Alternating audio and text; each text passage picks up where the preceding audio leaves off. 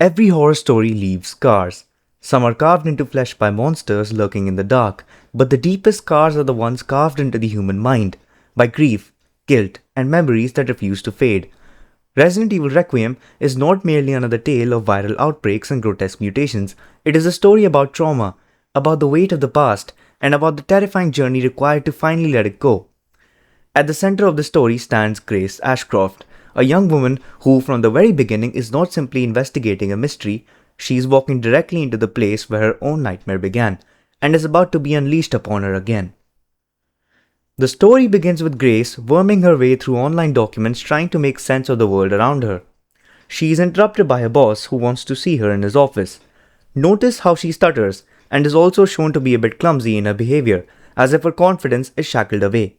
And then, unexpectedly, she is given an absolutely shocking task to follow through. One that exhibits the same pathology as the others we've been investigating. Now, I need a good technical analyst on this. Okay.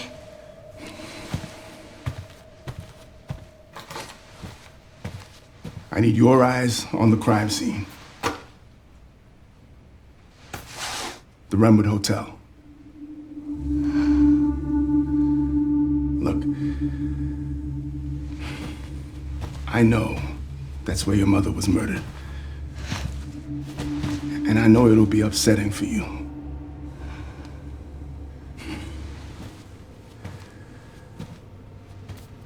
Alyssa died 8 years ago. Perhaps it's time for you to face the past. Confront that fear head on. Grace, I won't force you to go. But do you think you can do this for me?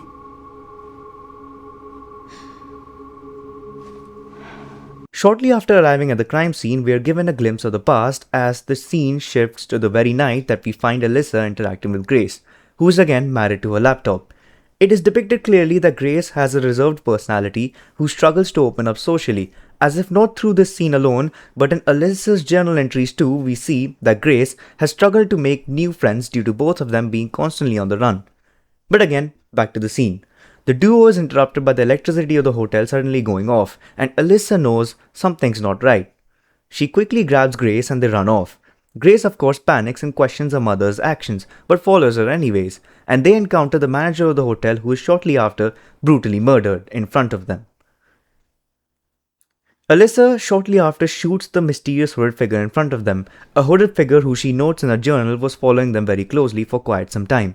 Grace then panics. She is not the FBI agent we were introduced to. She is simply a frightened child. Her breathing becomes frantic, uneven, the physical manifestation of a mind that cannot fully process the terror unfolding before her. Grace tries to call in the police for the murders, as it was the logical action to do. But what logic could she possibly make up for getting caught up in a situation like this? But then again, Alyssa calms her down. But then suddenly,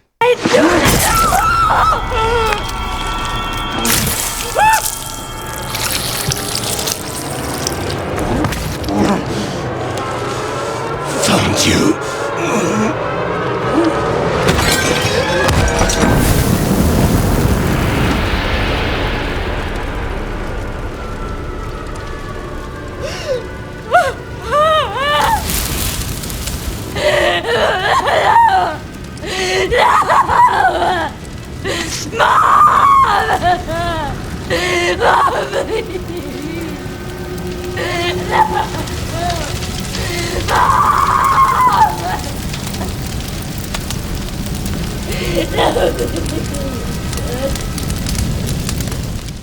the tragedy of that night does not end when Alyssa falls, because the true horror lingers in the mind of the child who survived it.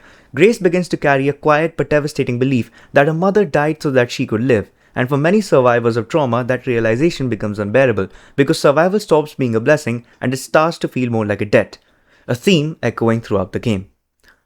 After discovering Alyssa's journal that she hid behind a painting during that night, Grace encounters an infected, the very same police officer she met earlier at the start of the game, and finally, the horror element of the game starts to intensify, especially if you see it from a first-person perspective.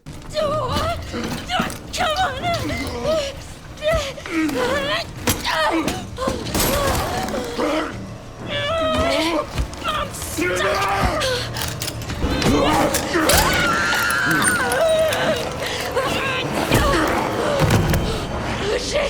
Stay away!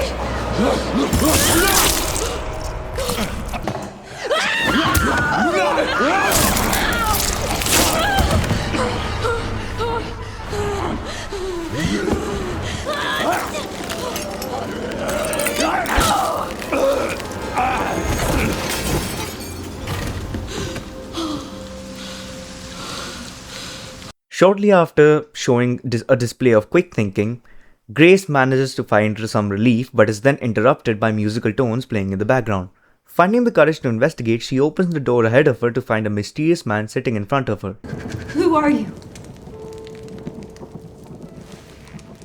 I'm the one who planted that body. I'm the one that brought you here. I know now that you're the one that I've been searching for. The special one. The chosen one. Miss Ashcroft.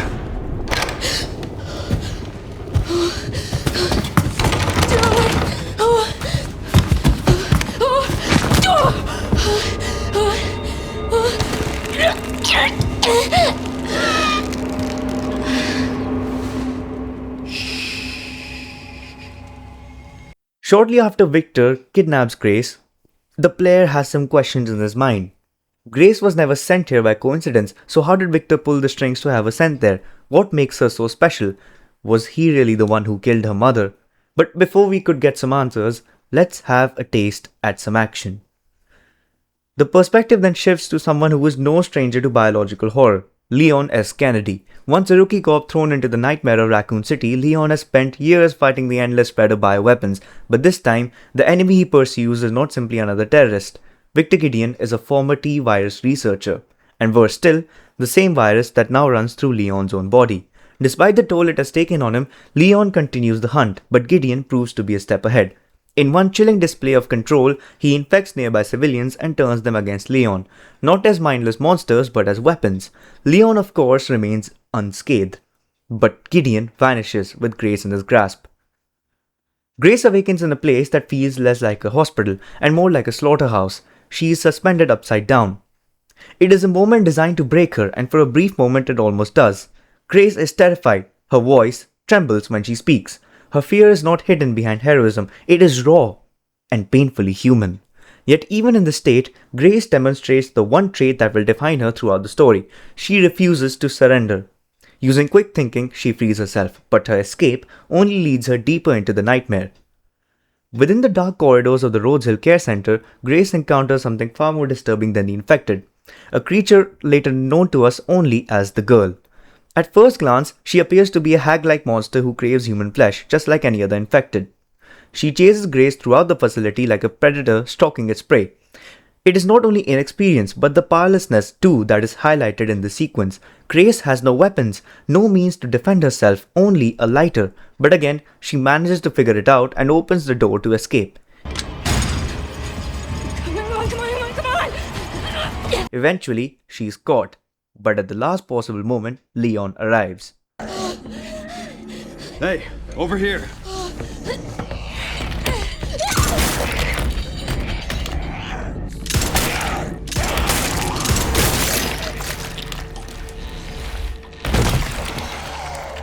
Leon rescues Grace from certain death, but any hope of safety is short-lived. Victor Gideon locks down the entire facility, and in the chaos that follows, Leon is captured.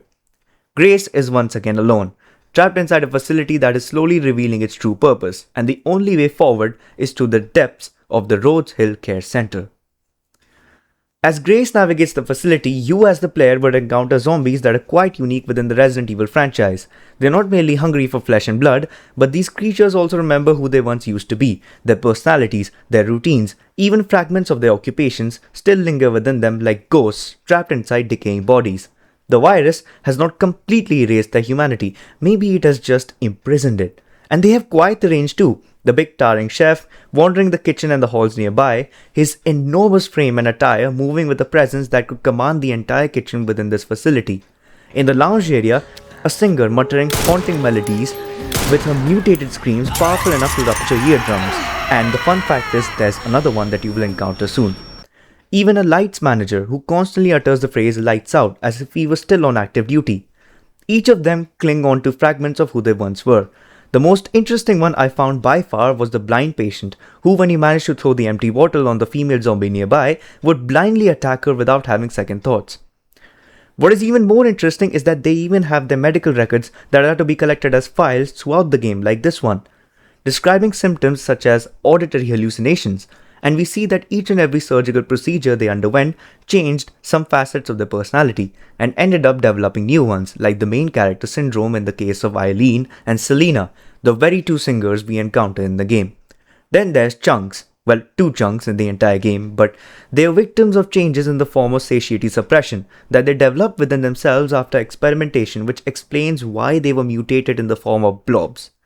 What we witness through these zombies is the struggle between your core identity and the changes you go through in life.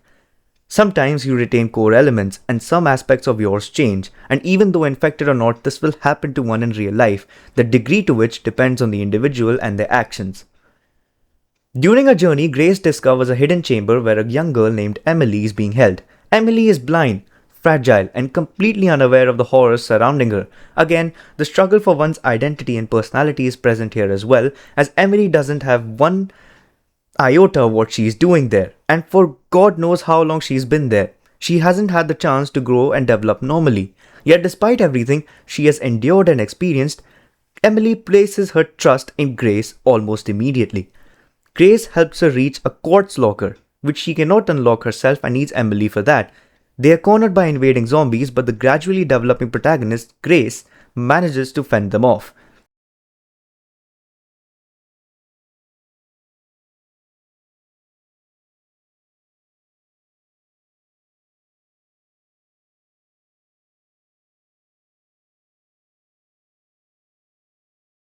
But before they can escape, the girl returns. Emily is taken, and for a brief moment, Grace hesitates. After everything she has experienced, after the fear and exhaustion, it would be easier to simply run, to survive. But in that moment, Grace makes a choice, one that many of us are not really brave enough to undertake. She jumps and chases after Emily. The scene that shifts to Leon, who is being interrogated by Gideon, who manages to get inside his mind, but Leon remains steadfast.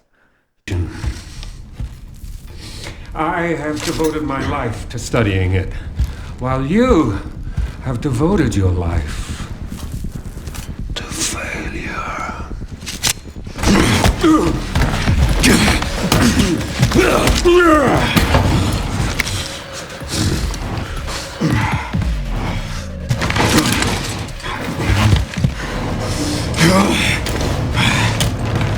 You're a dead man walking.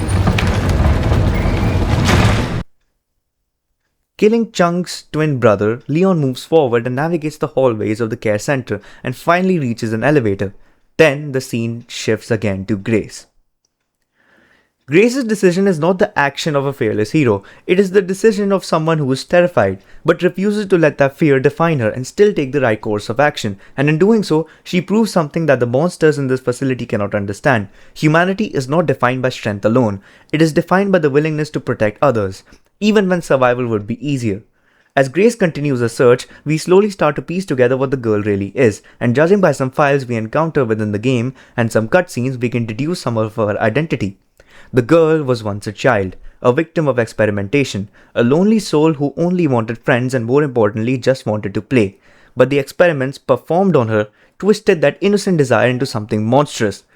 We navigate this underground facility looking for joint plugs that can open up the cell within which Emily is trapped. Surprisingly for Emily, the girl doesn't hurt her and is shown to be a collector of things, but unfortunately for us, she will still try to kill us as she stalks us throughout the facility. Grace manages to get all the joint plugs, grabs Emily and guns towards the elevator. It's just pinning you down. Why won't they close?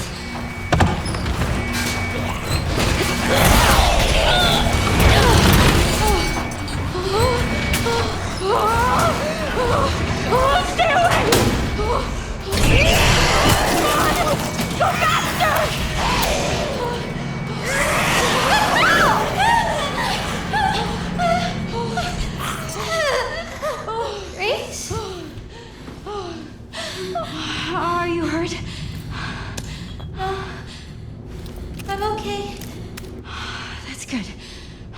good, Emily. As they reach the top, the girl tries to grab her, but Grace still manages to escape, but is horrified to the core, crying as if she felt the phantom pain of losing a leg, and also the overwhelming belief that it is all over. However, fortunately, she still remained intact. And yet, in the middle of this terror, something deeply human happens. Emily embraces Grace. In this section, Grace was the one protecting Emily, but in this moment, the roles are reversed, and Emily is the one safeguarding Grace's humanity and courage. Grace eventually encounters Harry, a former pilot and soldier who attempts an escape alongside Emily and Grace. For a brief moment, hope returns, but hope does not survive long in places like this.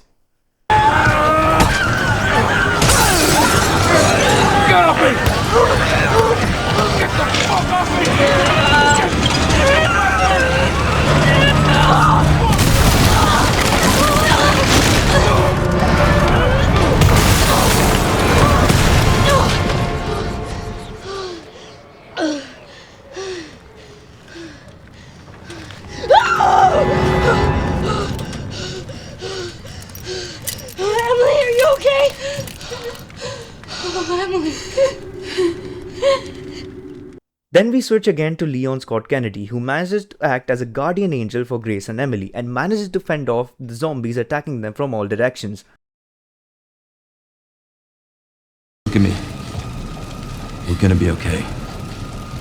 Yeah? Can't stay here. That should be the way to the water treatment plant. It's our way out. Let's go. With Leon's help, Grace manages to reach the water treatment plant, but the girl confronts them once again. This time, Grace decides she would no longer run, no longer hide, no longer escape. For the first time, Grace is no longer running away from the horror. She is confronting it. In this moment, Grace stops being the child who survived a tragedy. She becomes a woman strong enough to take it head on. We then navigate another facility, searching for switches that will enable Grace to open the hatch for sunlight to pour down and melt the girl once and for all. We're getting out of here. Get out of the fucking way. Come on. Open.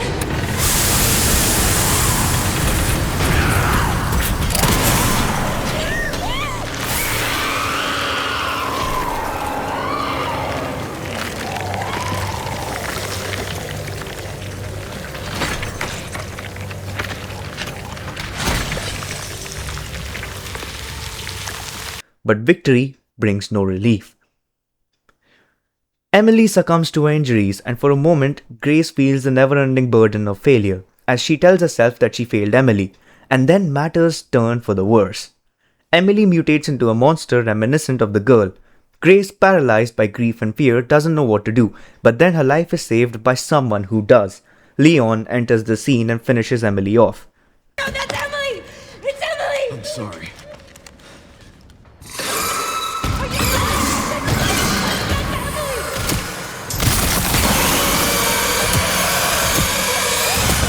The weight of everything that has happened finally becomes too much. Grace is broken, exhausted, traumatized. Imagine fighting for so long, encountering the worst terrors imaginable, and managing to evade them and even kill some of them. The mental toll it extracts from oneself, and then they're taken away just like that. It feels like the end of the world. She returns the Requiem back to Leon. For the first time since the nightmare began, she gives up. But the story is far from over. Grace is confronted once again by Victor Gideon. This time he claims he never intended to harm her. That everything she has experienced was part of something larger. And then a new figure appears. Zeno.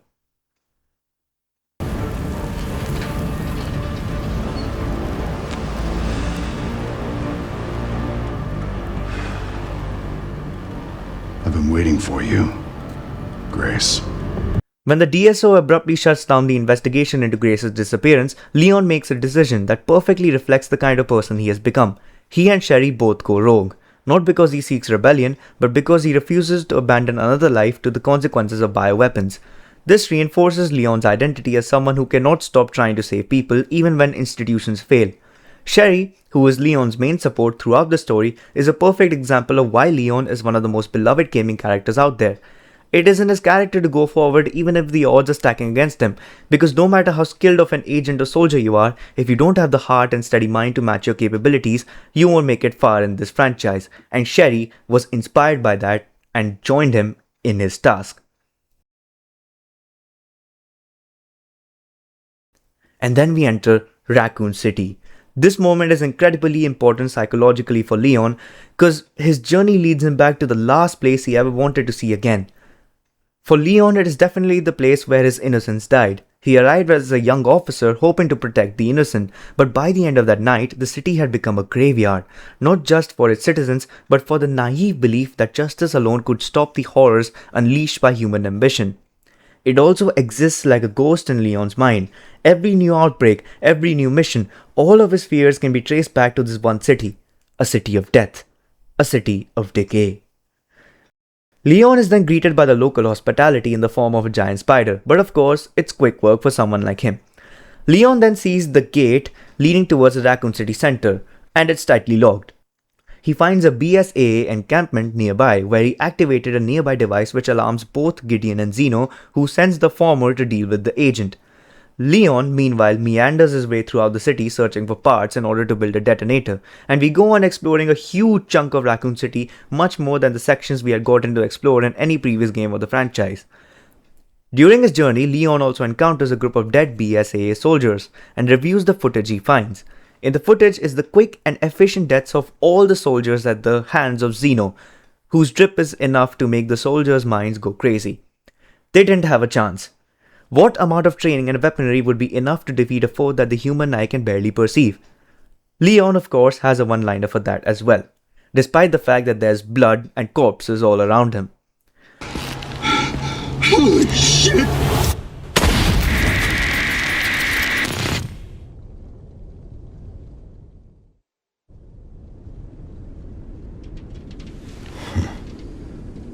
I thought I had a short fuse.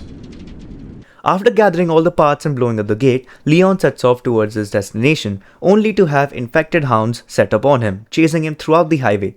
And soon after, Victor Gideon stands in his path, on a motorcycle of his own and a rocket launcher on his shoulders.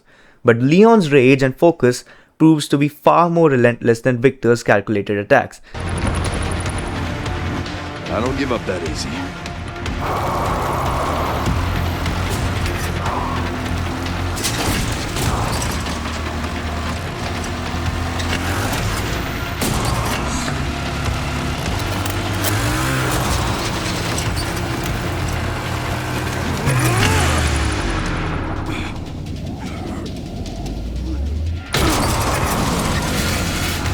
And in an epic face-off, Gideon goes down towards his demise.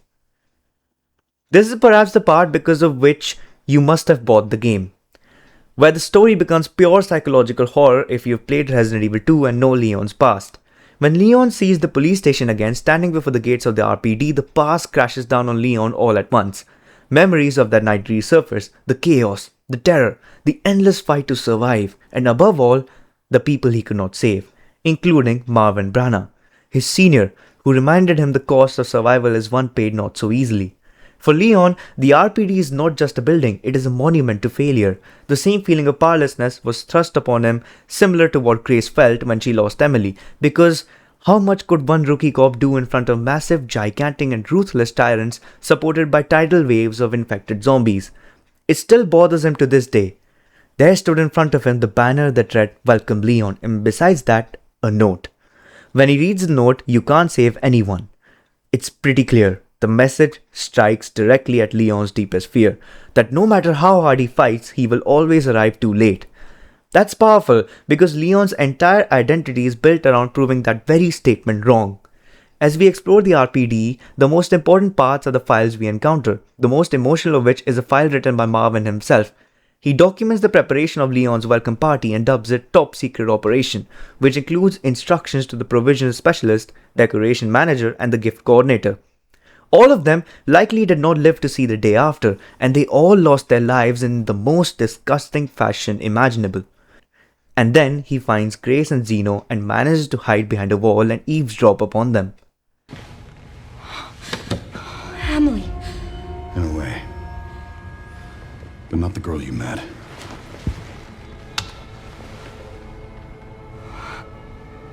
So many attempts. So many failures. Such a waste. What do you mean?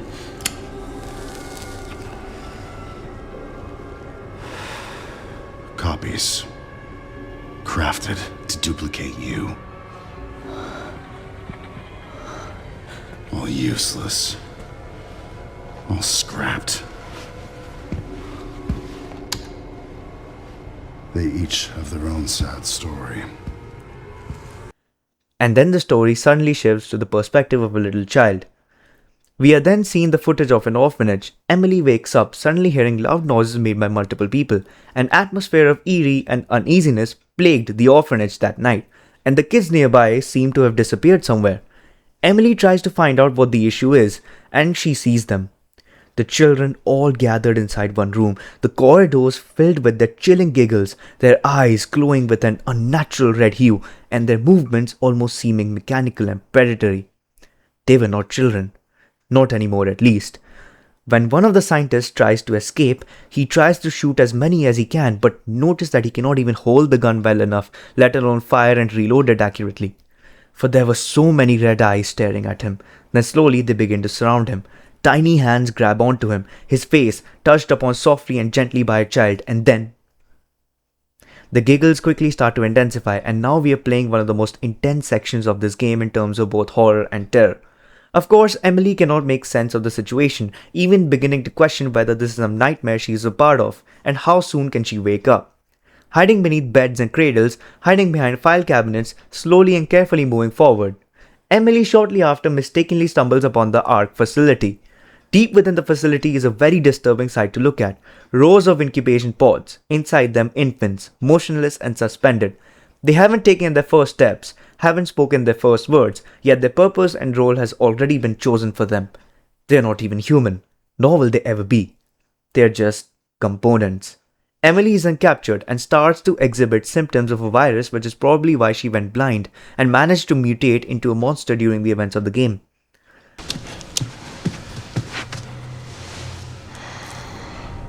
She's showing symptoms too. We need to get rid of her. Zeno then again refers to her as a key and affirms that Grace was made, reiterating the theme of artificiality, stripping away one's nature.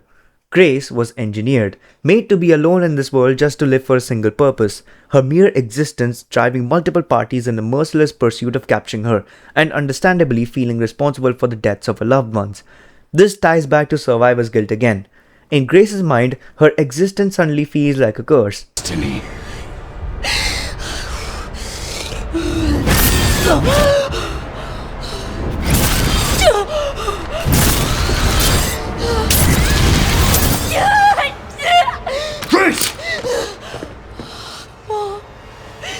She finally breaks and collapses to the floor. Leon finally intervenes, but finds out Zeno is quite powerful. But they are soon interrupted by one of the franchise's most iconic enemies, Mr. X. When Mr. X appears, it's symbolic. Mr. X is not simply another enemy for Leon to defeat. He is the embodiment of the nightmare that began in Raccoon City, a living reminder of the horror Leon has spent decades trying to escape. Leon is far more experienced now, and would be much more difficult for him to be intimidated by Mr. X's presence.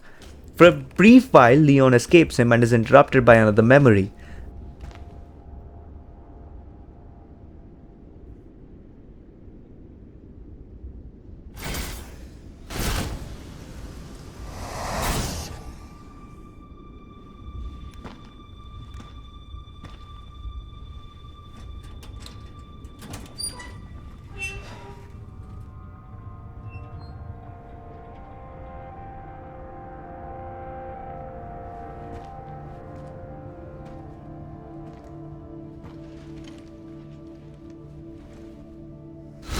Terminate. It's my fucking daughter. A desperate father embracing his infected daughter, protecting the last piece of life that remained in his world. Even years later, Leon carries that memory with him. It wasn't the violence of Raccoon City that stayed with him the most, it was the people he could not save. For Leon, they became a reminder of a promise he would spend the rest of his life trying to keep. Never again. And then Mr. X comes out to confront Leon, but he doesn't understand how much Leon has grown as a person and as a fighter. This is upfront and brutal. Leon's rage is pretty clear by the brutal animations of him stabbing Mr. X with the hatchet with all his might. And finally, Mr. X falls. Killing him represents something important. When Leon finally destroys Mr. X, it feels less like defeating a monster and more like finally confronting the past that has haunted him for years. It highlights his growth and gives him some closure. Leon then makes his way towards the ARC facility, eventually also getting greeted by the local flora present in Raccoon City wonderful ecosystem.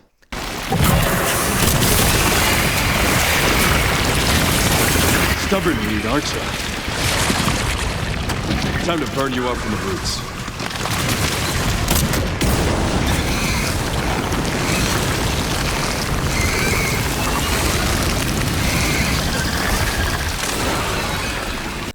Leon then enters the ARC facility and is faced by none other than Hunk. Not necessary. I'll neutralize the target myself.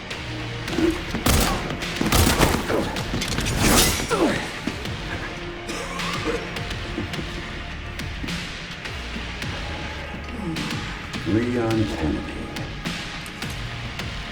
We finally meet. After a brief but intense fight, Hunk's title goes from Human Unit Never Killed to Human Unit Now Killed.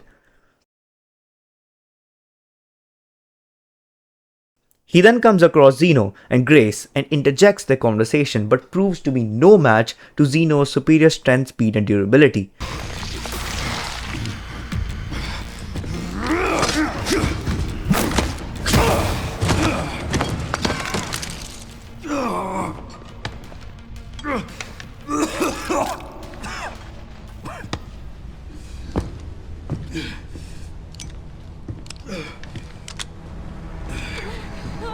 However, we again see the progression of Grace's emotional maturity, as even though despite the fact that throughout the story she has been treated as an object, a key, a template, a biological asset to be studied and controlled, one thing remains intact: her will. Her will to sacrifice herself for those she cares about, and that moment of bravery allows Leon and Grace to escape momentarily from the man with the white hair. After a moment of relief, Leon collapses from the severe strain the virus has on his body. As Leon regains consciousness after collapsing from the virus strain, the weight of his past begins to surface. Leon, are you okay? How long was I out? I don't know. A while. Those marks. It's T-virus. Stage 3 infection. If you're so sick, why would you come here?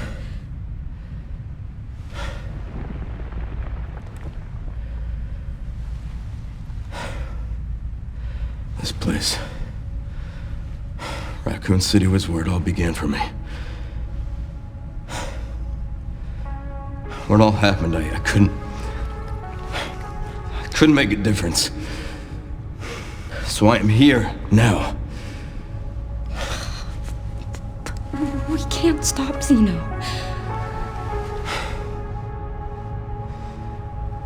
He said something about you having a password.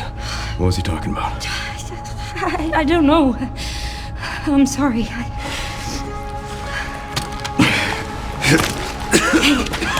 Here. When Leon realizes he still has a chance to fight back his determination, it isn't just about stopping the new outbreak, it's about proving to himself that he won't walk away heavy-hearted again. But when Grace insists on tagging along, she reveals something deeper than bravery.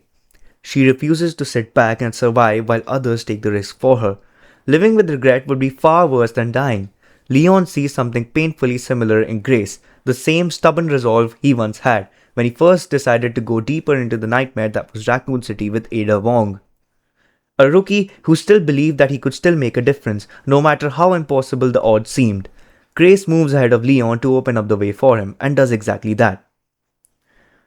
We then make our way throughout the ARC facility as Grace, and at the end of it, we discover a secret clip made by Spencer himself featuring her mother, Alyssa Ashcroft. This is one of the most interesting philosophical moments. When Grace sees the footage with the founder of Umbrella Corporation, Oswald E. Spencer, Spencer, the architect of countless bioweapon atrocities, speaks of repentance. He acknowledges the devastation caused by his research and the suffering it unleashed upon the world. Find hope. What do you mean? Humans cannot predict when death will come for them. This is why they have hope. I was wrong, and I am plagued by guilt. Happiness cannot be achieved at the expense of others.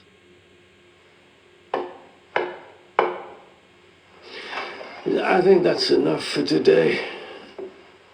Why did you accept my request for an interview?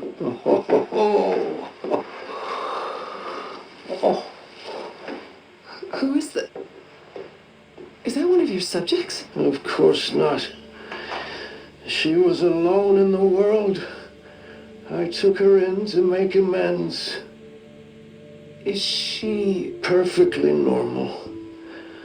Just an average child needing a home. She is my hope. Aren't you beautiful? Would you like to hold her?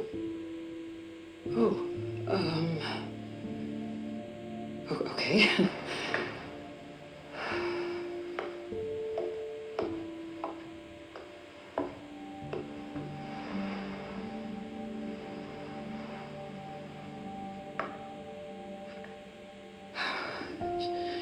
She's adorable. What's her name? Grace. But the key moment is Grace. Spencer reveals that Grace herself was never an experiment. She was simply a child he chose to protect, a symbol he believed that could serve as a requiem for the dead, that life was to be valued at all costs. Grace then sees Leon on the brink of death and rushes towards his aid.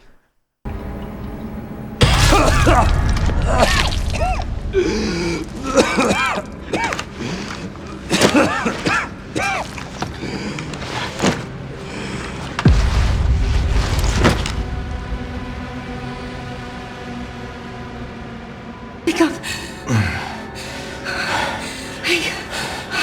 Hey, you. I was just resting my eyes. Now you're presented with two choices, to destroy Elpis or to release it. The latter is the canon ending, so we are going with this. And to be honest, much better than the former. Grace releases Elpis and Zeno takes the first vial he could find and quickly injects himself with it in order to become more powerful. And just right here lies the biggest philosophical twist of the game. Honor of experiencing my power firsthand. I'm not sure Elpis is what you think it is. There's nothing special about me. I was never any key. Spencer wanted to make amends. But you released Elpis. What is it? The greatest irony of the story is that Elpis, the virus everyone fears or wants, is not a weapon at all. It is a cure. This flips the theme completely. What humanity believed to be its greatest threat was actually its greatest hope. In a world where viruses were engineered to destroy and control life, Elpis stands as a possibility that humanity can heal the damage it created. When Grace chooses to release Elpis to save Leon, she has achieved the peak of her growth throughout the game. That with the correct use of both the mind and the heart, one could achieve the most wonderful of things. Zeno's powers are gone, and then suddenly Gideon reappears, claiming to be humbled by his master's genius, and twisting the reason behind the creation of Elpis to suit his own beliefs. Obviously incomplete. There was no connection between Grace and Emily. Do you know how much time and money I wasted on this? Don't you see the genius? With Elpis, all virus-based weapons are useless. The world order would be thrown into chaos. We wanted a weapon. Instead, Spencer gave us anarchy! He quickly dispatches of Zeno and then tries to keep Elpis just to himself, but then one final confrontation comes forth before the game ends. Gideon versus Leon. As the fight goes on, Victor is revealed to be a nemesis, but the Leon he's fighting is not strained by the virus anymore, and Leon kills him. This time, you ain't getting back up.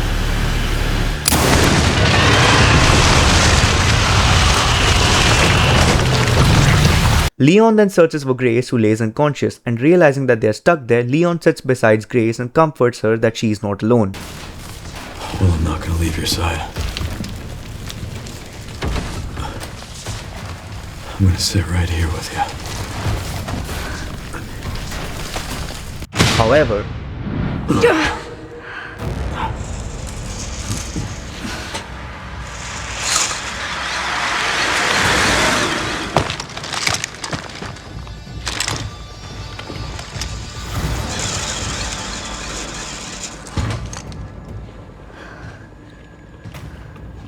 Leon S. Kennedy?